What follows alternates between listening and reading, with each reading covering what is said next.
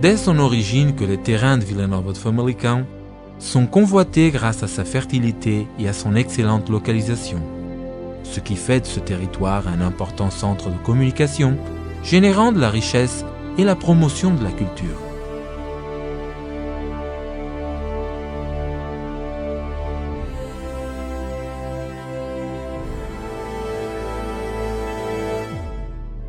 Au sommet des collines, nous pourrons trouver une rare concentration de fortifications pré-romaines, des castres, à savoir Castro das Eiras, un bourg de l'âge de fer à grande dimension. Une autre relique du patrimoine de Famalicão est le jalon situé au parc de Devesa, montrant le passage de la Via Romana 16 qui reliait Olisipo à Bracara Augusta.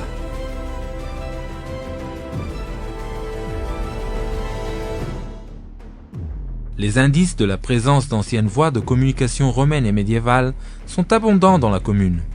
L'exemple le plus marquant est le pont de Langocinha, situé à Lousado, sur la rivière Ave. À l'époque médiévale, cette région a grandi et gagné en importance. Le nom de Vila Nova de Famalicão, Villeneuve de Famalicão, peut nous faire penser qu'il s'agit d'une ville plus ou moins récente, mais en effet, le nom de Vila Nova était déjà mentionné dans la charte accordée en 1205 par le deuxième roi du Portugal, Dom Sancho Ier.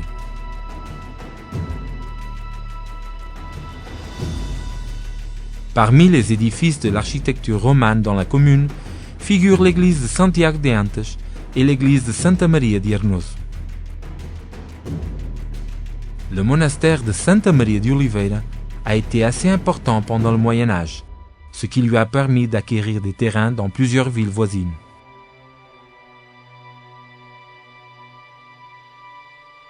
Le monastère de Santa Maria de Landim remonte au Moyen Âge, au XIIe siècle. Il est aujourd'hui l'un des exemples les plus riches et les plus emblématiques du style roman d'Entre Douro e Minho. Il est classé comme bâtiment d'intérêt public depuis 1996 et il a été récupéré par la municipalité de Vila Nova de Famalicão et par le ministère de la Culture.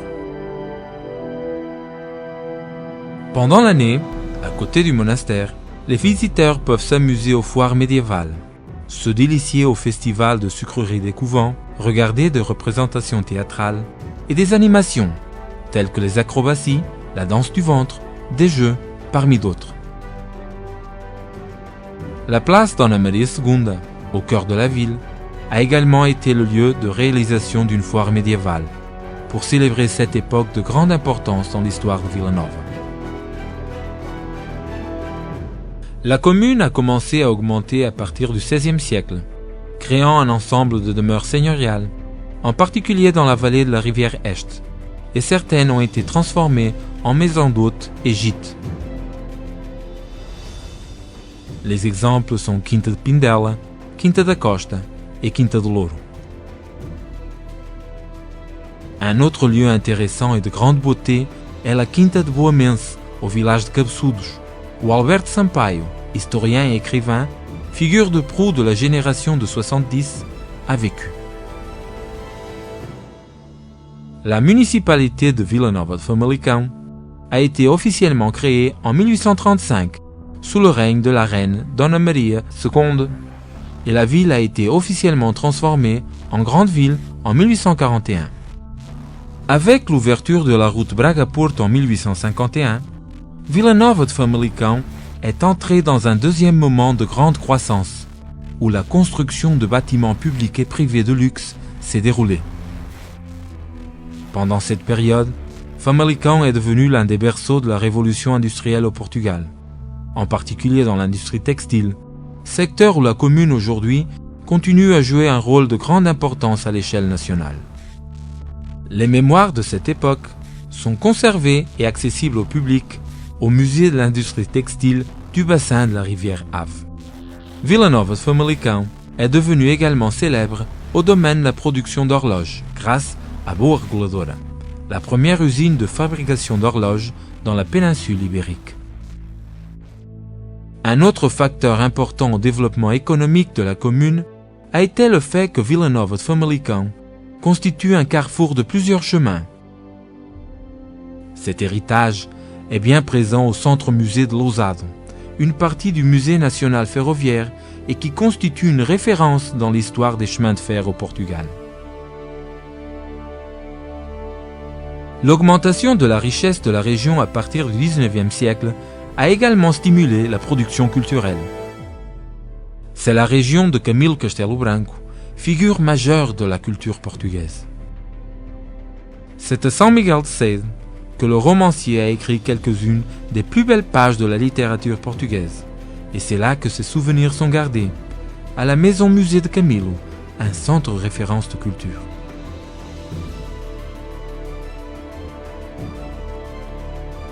À côté de la maison de Camilo se trouve maintenant le centre d'études camilien, un bâtiment dédié au savoir et à la culture, conçu par l'architecte Álvaro Siza Vieira. Cede comprend deux autres travaux de Siza Vieira, le centre social et l'aménagement urbain. Une autre personnalité de la culture de Vila Nova de Famalicão est Bernardino Machado, président de la République à 2 reprises, en 1915 et 1925. Ses ouvrages se trouvent dans son musée, installé au palais du baron de Trovisqueira.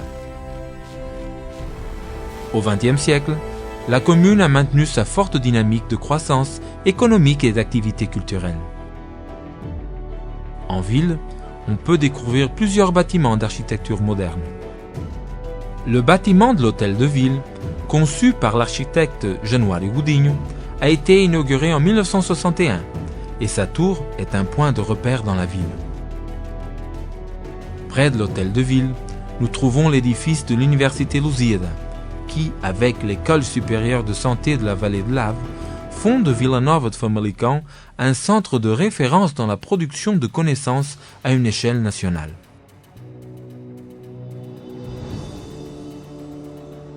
Le musée de la Fondation Cupertino de Miranda accueille les ouvrages des grands maîtres du surréalisme portugais, comme Mário Cesarini ou Cruzeiro Seixas.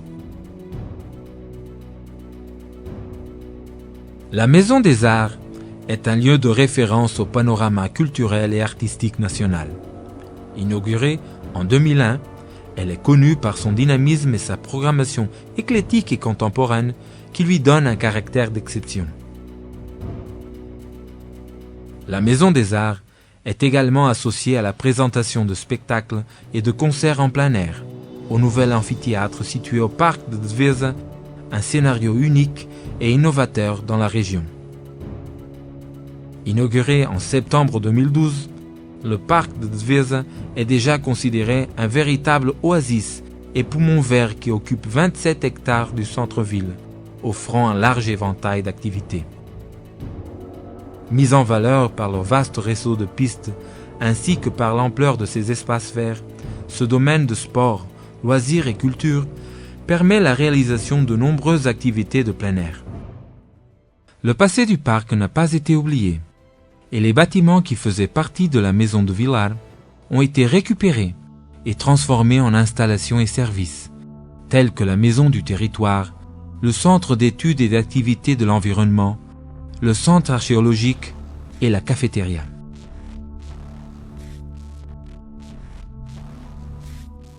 Juste à côté du parc, des jardins potagers ont été créés en milieu urbain, en occupant une surface d'environ 1 hectare. La gastronomie, les confiseries et l'artisanat sont également des trésors de l'identité culturelle de Vila Nova de Famalicão. À travers des générations d'habitants de la région, ces éléments conservent encore la simplicité et l'authenticité des temps ancestraux. La forte tradition agricole et la culture des vins verts invitent les touristes à apprécier la cuisine locale, y compris une large gamme de plats typiques, nouvelles cuisines et d'excellents vins. Une bonne nutrition est également à l'origine d'une bonne santé, et Vila Nova de Famalicão s'impose dans ce domaine comme un centre important d'une grande variété d'activités sportives adaptées à tous les âges. Des événements annuels qui attirent des milliers de personnes font aussi partie de la programmation culturelle de la ville, comme le marché d'artisanat et gastronomie, le carnaval, la fête de la fleur, ou alors les fêtes en honneur de Saint Antoine, les Antoninas, au mois de juin. Les Antoninas sont les fêtes qui identifient et mobilisent les habitants de Vila Nova de Famalicão. Elles comprennent des processions religieuses, des spectacles et des divertissements. Considérée comme un tout, Vila Nova de Famalicão est une commune avec une grande variété de points d'intérêt et qui bénéficie également d'un emplacement idéal pour profiter de tous les avantages du Minho et du nord du Portugal.